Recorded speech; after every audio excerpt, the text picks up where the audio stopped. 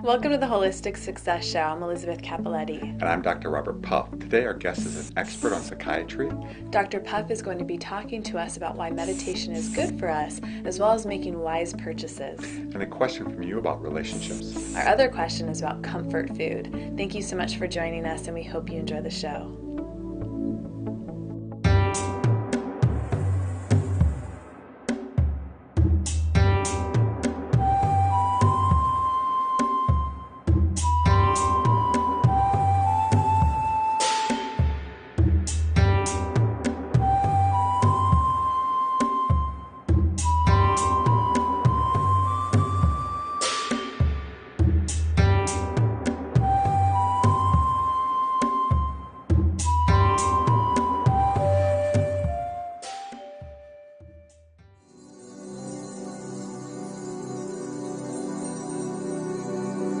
I'd like for us to explore together one of the reasons why meditation is so good for us. Imagine that we are up in a beautiful mountain meadow and we run across a lake and it's crystal clear, it's beautiful, and we look inside and it's just magical, all the beautiful things inside. But then the wind starts blowing, a limb falls off a tree, leaves start hitting the water, and all these things disturb the water so that we can't see into the depths anymore. We're very much like that. Inside each and every one of us is so much beauty and so much wonder. It's truly beyond description. But life throws things onto us so we can't see inside. And those things affect us by the mind. This mind of ours is the turbulence on the water. We can't see inside of us because our minds are constantly being agitated through an argument with a friend, through something we watch on TV, through music that we listen to that's discordant. All these things that cause us mental agitation keep us from seeing deep within. But what meditation does is meditation allows us to quiet the mind, like that lake, that beautiful mountain lake, so it's perfectly still. Then we can see inside. And if we do that every day, what happens is when we go through those turbulent times, let's say there's a big storm, an emotional storm, we're going through something very difficult, perhaps a divorce, perhaps we lost our job, perhaps a life-threatening illness. Meditation allows us to have those peaceful times where we can be still and still be aware of all the beauty around us and inside of us. Often I've personally found that when I'm going through difficult times, because I meditate, I then can hear that bird singing in a distance, reminding me that all is well. Or I've had butterflies land on my shoulders. I've had hummingbirds come right in front of me, just stand in there in front of me. And perhaps if I was agitated here, like the lake was agitated, I would just shoot away, get away. But I realize these are messages reminding me through these difficult times that all is well. And that's what meditation does. It allows us to be still, look inside, and realize that with all the turbulence, with all the struggle, that life truly, inside and out, is beautiful. We just need to be calm sometimes, have peace sometimes, and that peace can be carried throughout the day. So even though right now we may not be able to see very well inside, because of the rocks being thrown or the wind blowing, we know that really life is well because we have so many regular experiences of that. And we know that all we have to do is quiet the mind, look inside, and be still. Peace.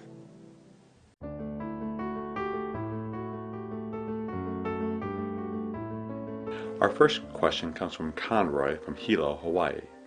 My wife and I have been seeing a marriage counselor for about 5 months, but our relationship has not improved. Do you think we have a chance? Conroy, that's a tough question because I don't know all that is entailed in the story. But one thing that I can suggest to you is that, really look at whether or not you and your wife are doing the work that the therapist is recommending. There are a couple factors here. One, I don't know who the therapist is that you're working with, and unfortunately sometimes there are people that may not be the best fit for you. So I would say before you throw in the towel, check out with some other people and kind of see what's going on and see if there's some other options there. But the other thing is too that I've often seen, one of the things that gets in the way of people progressing is that we'll talk in session, but then when they leave the room, they don't do any of the work that we've talked about. And if you really want to improve your relationship or even yourself, you have to pick up and you have to make changes, because otherwise if things stay the same, nothing's going to change. It's not just about getting in the room and talking, it's about making real changes. And you may be interested in doing some individual therapy as well to work on yourself and for your wife to work on herself. Conrad, there's two parts that I want to talk about. The first one is, in order to have a healthy relationship, it absolutely takes two people. If you love your wife and you're invested and you really care for her, no matter how much energy you put into that relationship, if she doesn't reciprocate and meet you halfway, it's going to be challenging to make this relationship do well. But if you both are committed, if you're both invested in this relationship, then it may be you need a different therapist. Therapy is far more of an art than a science. And there really are people that aren't very good at what they do. So you may say, 5 months, it hasn't been going well, perhaps we need a new therapist. But when I work with clients, the most important thing I teach them is focus on yourself. Stop worrying about what the other person is doing and just do what you need to do to be the most awesome person in a relationship possible. What you'll find is if you do that, whatever is going to happen in your relationship is going to go well for you because you're doing your part. You're learning how to be a great partner, and by doing that, hopefully your partner will reciprocate. So I think Dr. Puff and I are both in agreement here with this, that it takes a lot of work, but if the two of you are willing to invest the time, then, it's not just throwing the towel. And it may be time to throw in the towel with a therapist, though. Yeah, it happens. And, he or she may be even a good therapist, but not a good fit for you. It's finding the right person for you because your marriage is worth it. And ask him, say, are we doing what you're asking us to do? Maybe you're not doing the homework assignments and you're not even aware of it. Or ask him for homework assignments or her for homework assignments, And even feel free to be honest with them because they're there to help you. And I've even with clients before said, well, maybe it's not a good fit here and we should suggest something else. So we wish you all the best and thank you so much for your question.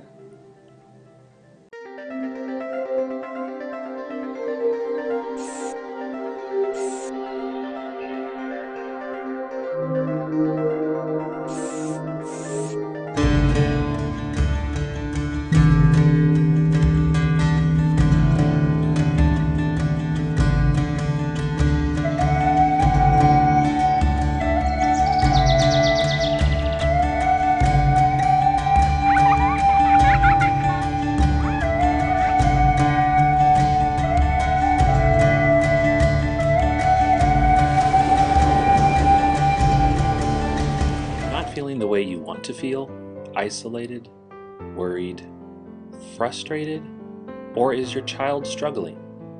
There are lots of labels. Our body is a system. It can affect our feelings. Sometimes you need a little help to understand what is happening, to make a plan for improvement, to take control of your body and mind. Insightful Minds, Psychiatry for Children, Adults, and Families. Call us for an appointment or go to insightfulminds.org. There are hundreds of interventions that claim to help children with autism around the world, but only one is proven to be effective. Pacific Child provides state-of-the-art and evidence-based techniques known as applied behavior analysis. Pacific Child is a leading ABA agency providing services to children and adults with autism. Our high-quality team approaches their work with dedication, caring, and respect. Pacific Child, making a world of difference.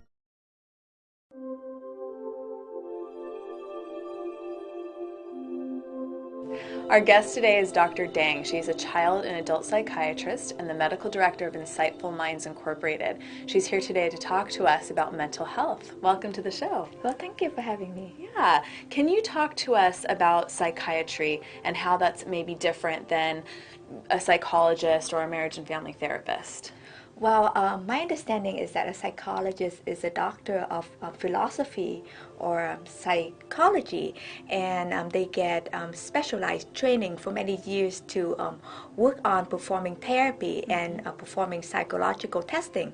A psychiatrist is a medical doctor like a cardiologist or a dermatologist, where they go through 4 years of medical training and then 4 years of residency specializing in mental health conditions. A psychiatrist has medical background, so they can rule out any kind of medical condition that may present as a psychiatric condition. So psychiatrists learn to diagnose psychiatric conditions as well as provide treatment. Psychiatrists also train in providing therapy as well. Some psychiatrists do want to incorporate therapy into their practice, whereas some would like to focus more on medication management. And I remember when I first met you, actually, the name of your company, I just love so much, Insightful Minds. And talking to you more, I think you really take an approach where it's not just pushing the medication. You really like to look at everything that's going on in a person's life. And so I think that, for people to hear that from you is a really important thing, because I think some people just want to take a pill sometimes and say, okay, I'm done with it. But it sounds like you realize and recognize that there's a lot more to that. Can you talk a little bit about that?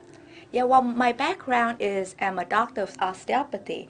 So a doctor of osteopathy go through the same medical training as a medical doctor. We have 4 years of medical school where we get the same education and the same clinical experience as a medical doctor, but we believe in a holistic approach to treating someone. We believe that the mind and the body as working as one, and that the body has an innate nature to heal.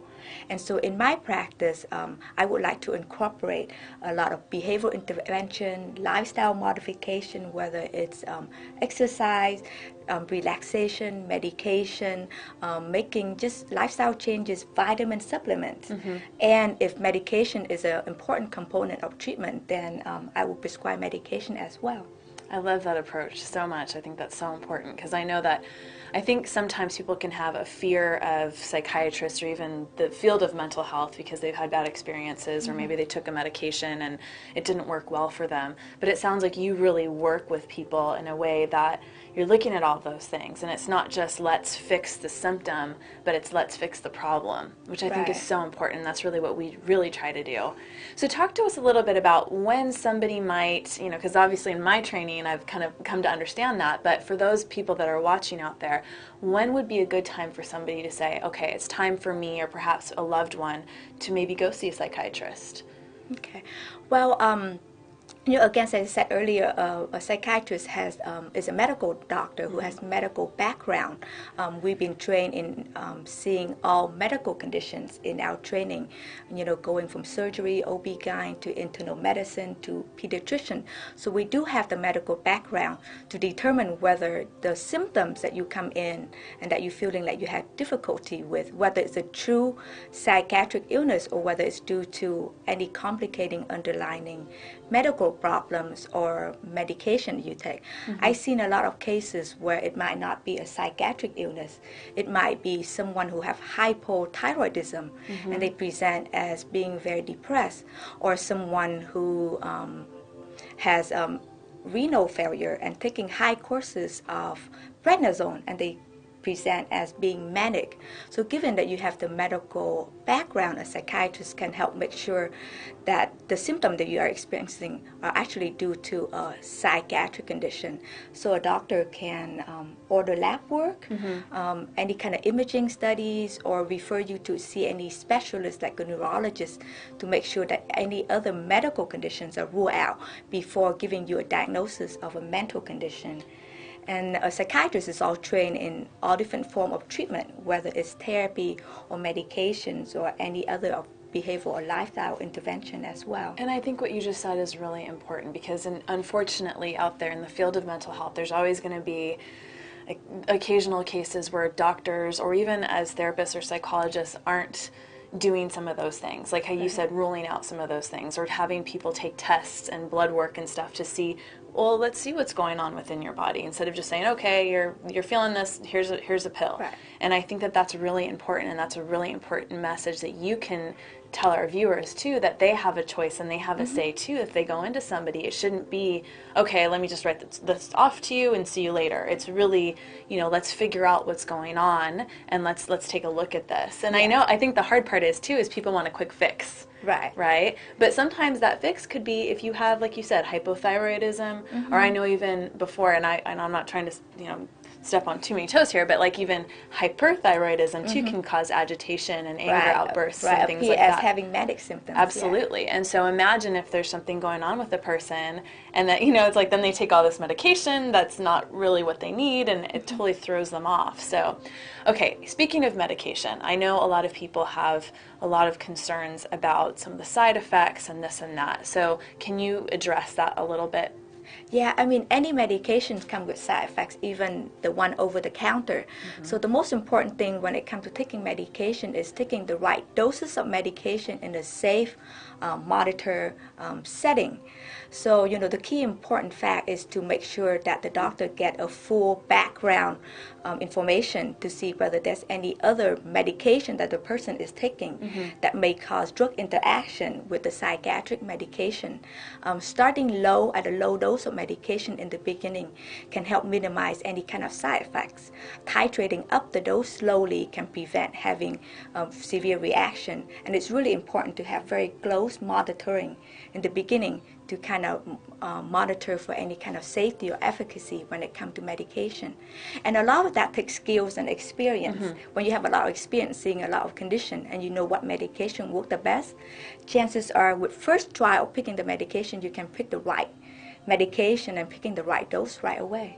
Now, another thing that I've seen where clients will often do, and they end up, and I've tried to explain, you can't just do that. Can you talk a little bit about the importance if you're on a medication and not just stopping it? If you're on like an antidepressant or something, the dangerousness of just stopping something cold turkey.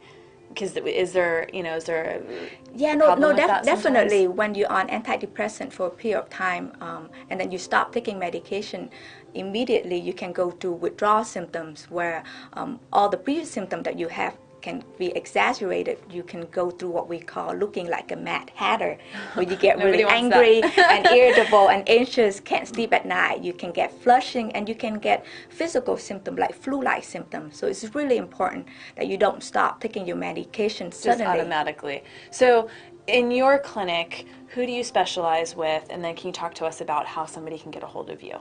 Okay, well, I've been in training for many years and in practice for many years, so I can treat pretty much everything ranging from anxiety, depression, bipolar to rare conditions like tuberous sclerosis or PANDAS. But currently I do see a lot of clients with ADHD, whether it's childhood onset or adult onset, ADHD with coexisting conditions like anxiety, depression. I also have a special interest in working with the population of autistic spectrum disorder. I have a few cousins in my family who suffer from autism. So you really know a lot about it personally as well. Right.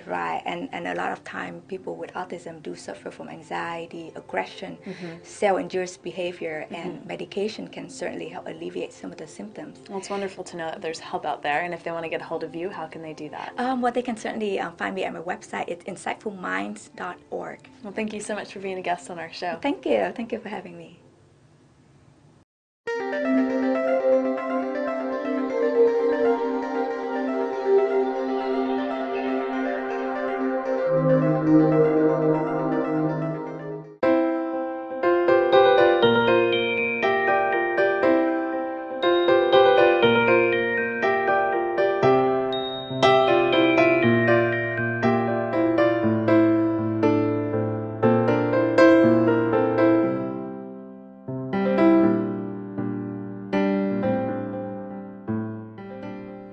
How to Live a Positive Life, available at www.holistichealth.tv.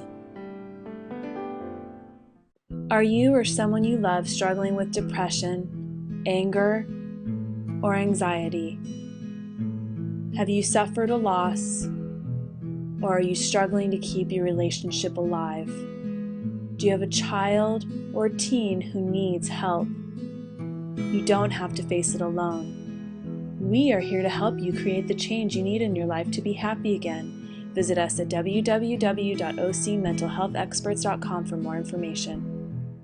Stem cells play a vital role in our body's ability to heal, but become less effective as we get older. StemKine is a daily supplement that has been clinically proven to increase stem cell circulation. Research has shown that circulating stem cells boost our ability to prevent or recover from injury, disease, or chronic conditions. Your stem cells can help you repair, restore, and regenerate.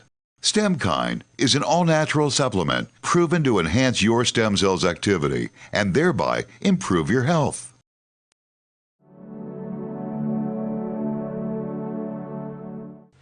When I was in high school, I had a friend of mine who really wanted this beautiful red Camaro. He worked hard, saved his money, was able to put a down payment on it, and then had his monthly payments. It was really more than he could afford, so he had to work a lot to make those payments. And he really did love it at first.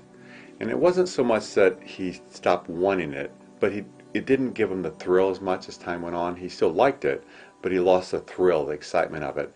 But the payment stayed. The payment stayed for years. And it was very taxing on him, and it caused him a lot of stress and anxiety because he had to work a lot, couldn't really focus on his studies in order to make this car payment.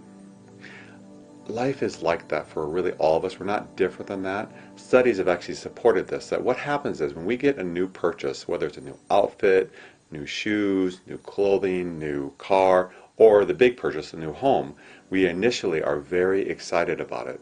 But then after, a month or two, up to 6 months, we get used to it. So the thing you have to be careful with is when you are making a big purchase, be careful about thinking this is going to make you happy forever. It will not. No matter how beautiful, how wonderful this thing is, you're going to get acclimated to it. You're going to get used to it. And it's far better to say, okay, I want to be healthy. This show's about being healthy holistically. In order to be holistically healthy, I need to make choices that are balanced. Yes, I want this car. Yes, I want this house. But can I afford it? Because whatever thrill I think it's going to add to my life, with time, you will get used to it. It's a documented scientific studies show we get used to things. So when you make choices that are wise for you. Another man I know, he's very financially wealthy, but he makes wise financial decisions. He buys very nice cars, but he always buys them used in his case, because he realizes the second he drives them off the lot, they lose their value, and he's going to like it as much. It's only a year old when he purchases them, but he keeps all that money. He doesn't have that high expense, even though in his case he can afford it. So again, it's not that you can't have things, but don't choose things that cause you stress in the long run. Because no matter how excited you are for it today, tomorrow, in a few weeks, you will get used to it. It won't provide that thrill that it's providing for you today. So if you make choices that are based upon, I really like this fits my needs, what will happen is then you have the freedom of not having stress. And not having stress can be a beautiful thing. One of the cars I kept, it was a Toyota 4Runner. I kept it for 14 years.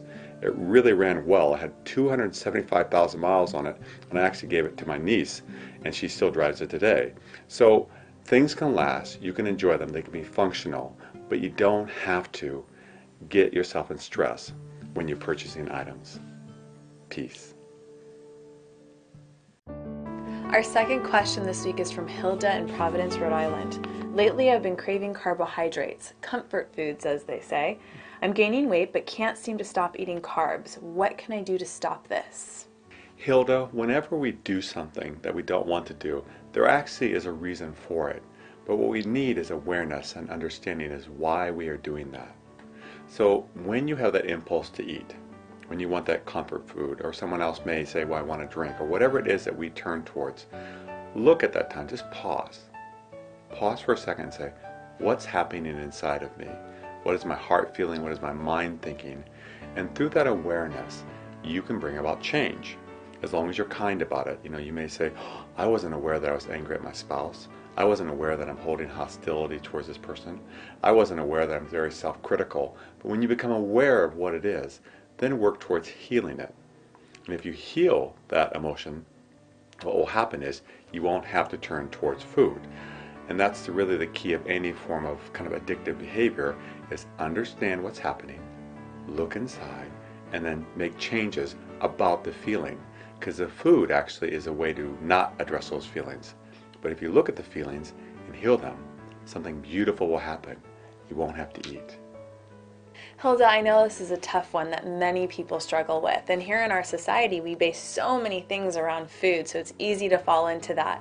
But as with any addiction, I think it's important to kind of pick that apart and say, well, what's going on here?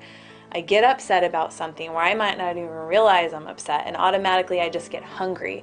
And now instead of focusing on that pain, that sadness, that anger, I'm hungry, now I'm eating this delicious food, and now I'm just so full. And maybe I might even go into a place of beating myself up for eating so much and feeling negative about that, which sometimes can feel safer than being upset about what's going on over here. But the important part, if you want to heal from this and figure out how to make change, is figure out what's happening over here. You have to kind of delve into that pain and really feel it. One thing you might do is when you start to feel hungry about something and you know that you've already eaten, or you're wanting to go towards that comfort food, is journal. What am I feeling right now? I know I'm feeling hungry, but what emotion is beneath that? That's a really great place to start. You know, our minds can really be tricky as far as convincing us that this thing right now is going to be good for us, but really it's hurting us. Mm-hmm. You know, and I think we really can be aware we don't go down that path as easily. Absolutely, and I think it's really important for you to try and create awareness, and helping you with that can be if you go to a therapist or talk to a friend at least, and journaling can be really helpful also. Absolutely. As I had mentioned earlier. You have a lot of wisdom inside of you that you can tap into through journaling. So we wish you all of the best, and thank you so much for your question.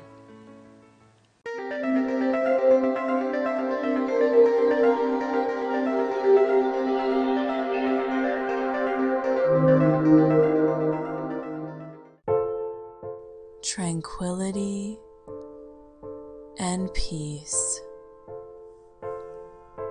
Find freedom and relaxation no matter where you are or who you're with. Be still, be free. Meditation for Health and Happiness, available at www.holistichealth.tv. Are you or someone you love struggling with depression, anger, or anxiety?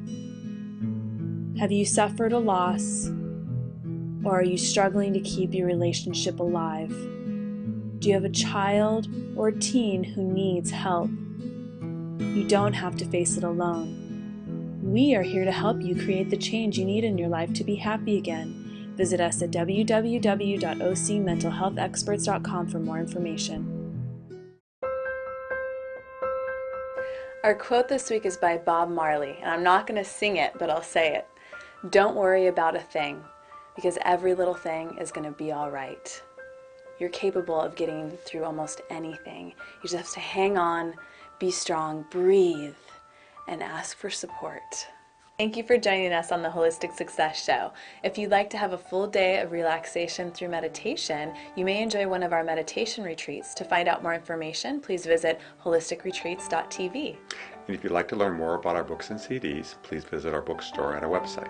Thank you so much for joining us, and we hope you have a beautiful week.